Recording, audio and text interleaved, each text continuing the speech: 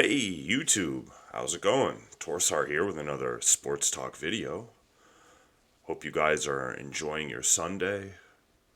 It's rainy here where I live, but that's alright. It's a good day to sit inside, make some content, enjoy some content, and just overall have a nice, peaceful, quiet day. I like the rain. Some people don't, that's fine.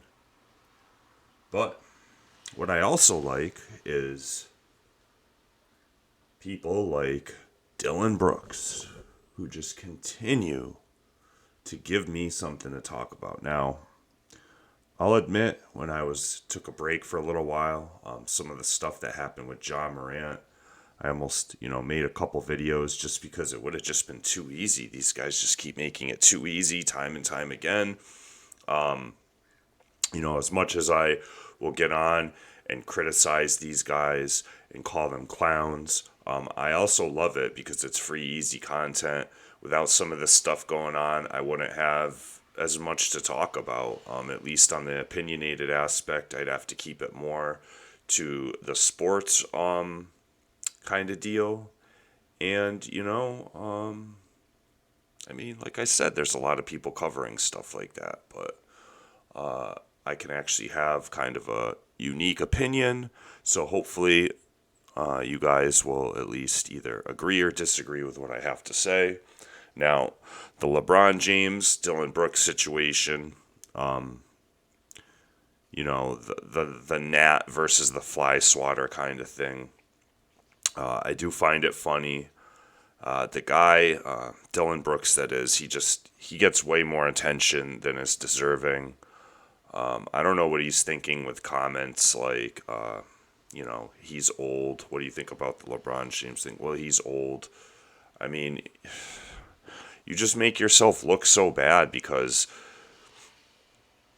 how much did he have to say after that game one loss? And these guys have a lot to say. The Memphis Grizzlies and other agitators such as this, they always have so much to say after a win. And they have very little to say after a loss. And if you notice, you can criticize him all you want. And yes, there are things to criticize. He's not perfect.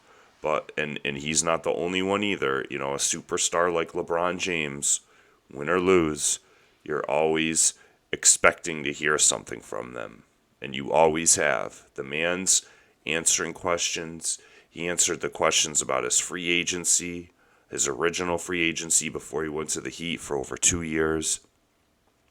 And honestly, he's been dealing with these agitators his whole life. And he said that's what bothers him more. He doesn't mind stuff being public and out there. He obviously approached Dillon Brooks before the game.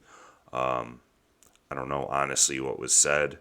Probably something along the lines of, I'm going to show you how old I am. But he listed off some of these agitators. And you guys can remember some of these moments. Some of them, let me just list them off. Deshaun Stevenson, Joakim Noah, Lance Stevenson, Jason Terry, Paul Pierce, Draymond Green.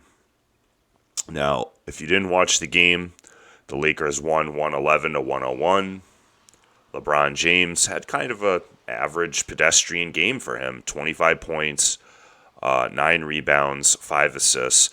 AD was the one who was the monster. 31 points, 17 rebounds, 3 blocks. Anthony Chamberlain, Wilt Davis, whatever you want to call him. Very huge game from him.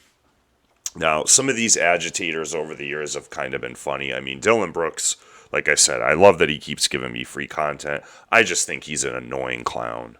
The guy, I would put money that LeBron James will still play longer in the NBA than Dillon Brooks will. And LeBron James is in year 20. The guy is a borderline NBA talent. He's a horrible shooter, even from 2. He's an annoyance on defense, but once he starts to slow down a little bit, he'll be lucky if he plays longer than 2 or 3 more years. Because most of the time, for a guy his size, that can't shoot, they're very lucky they have an NBA career. Pat Bev has been an exception to the rule that you can be, that much of a pest. And but he obviously just brings something to a team where they keep him around. I'm not going to say he shouldn't be an NBA player, but some of these guys throughout the years, I mean, I always thought I couldn't stand Joakim Noah. He was just more of a, I don't know. There's just something about him I never liked. The Deshaun Stevenson, I can't really remember too much about that. Jason Terry, that's just the way he was. I don't think it was anything ever personal towards LeBron. And you know what? They beat him the one time they faced him when he was with the Mavs. So he could talk all he wants to. Paul Pierce, I always looked at that as sour grapes. I mean, LeBron just ended his run so many times. And the Draymond Green stuff, it's like, when they beat him, it was either because LeBron's whole team around him, or at least the superstars, Kyrie and Kevin Love, they were injured. And then they had Kevin Durant. They had a mega team. I won't even say super team. They had a mega team. All right. Now, my favorite was Lance Stevenson. All right. Because I don't think he was ever doing it to really be like vindictive, which I feel that from Dillon Brooks. Like, he's just like a sour, Dillon Brooks that is, he's just a sour, vindictive, angry young man. The Lance Stevenson, if anyone remembers, the blowing in the ear moment. And if you watch that video and Lance kind of, and then LeBron's sitting there and just, like just the way he reacted to it. I always thought that was kind of funny. And those Pacers teams were really good. They always challenged LeBron. But I don't know. I just I can't wait for the Lakers just to put the finishing caps. It'll be kind of sad for me personally. I'm going to have to find something else to talk about. Maybe John Morant will continue with his goofiness where, I know he said something recently like, with all the stuff that's been happening to me lately, I just want to have a blah, blah, whatever he said. But it's all the stuff that's been happening to me lately. Bro, you've been doing it to yourself. You've been doing it to yourself. Now, I know he was talking about because he injured his hand, and it's just one more thing on the heap. But most of the heap is because of you. These people aren't doing things to you. You're doing it to yourself. No one told you to flash a gun in a club on Instagram or whatever it was. No one told you to get into a fight with a 17-year-old over a pickup basketball game and then supposedly draw a gun on him. No one told you to do anything like that. So these guys very often they have the game. They don't have the game to back it up like at least Paul Pierce did. Paul Pierce, you actually had to take that serious. There was always like a level of seriousness to his hate of LeBron. I'm not saying he was on LeBron's level quite, but he was a very good player, a Hall of Famer. When another Hall of Famer is chirping at a future fellow Hall of Famer like that, there's a little bit more air of seriousness. But either way, what do you guys think about this one? What's your favorite LeBron agitator of all time?